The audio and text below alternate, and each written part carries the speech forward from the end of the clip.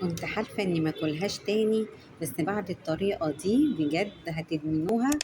الناس اللي ما بتحبش بقى الجبنة القريش زي كده، الطريقة دي حلوة جدا وهتخليكم تستطعموا الجبنة القريش بعد كده. أنا جبت هنا جبنة مثلثات قطعة واحدة ومعلقة من الزبادي. طبعا دي اختياري أنا، يعني جربت أحط عليها زبادي عشان بصراحة قلت أغير طعمها، وشوية لبن صغيرين، ودول فلفلتين حطيتهم في الفرن شويتهم في الفرن. بشيل القشرة الخارجية الخفيفة دي، بحب أشيلها، وقطعتها بقى زي ما انتوا شايفين كده. ممكن برضو لو في فلفل حراق لو حابينها تبقى سبايسي، أو تحطوا شطة براحتكم. وهضربهم بقى في الكبة مع بعضيهم كده زي ما انتوا شايفين. ممكن تحطوا كمان زيتون، الحاجة اللي تحبوها.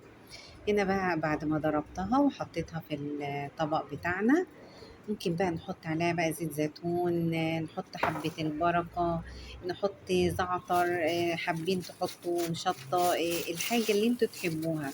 كل دي أفكار واختيارات براحتكم انتوا تعملوها. وممكن كمان تحطوها بقى كده في علبة وتقفلوها وقت ما تحبوا تفطروا بيها، أو تاكلوها مع عيش سن أو العيش بتاع الدايت، براحتكم. بجد لازم تجربوا الطريقة دي، هتغير مفهومكم عن طعم الجبنة القريش للي مش بيحبوها كده لوحدها.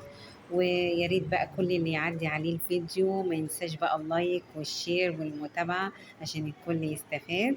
وأتمنى أكون ضيفة خفيفة عليكم، وتجربوها بقى كده وتقولوا لي رأيكم إيه، ويبقى ألف هنا.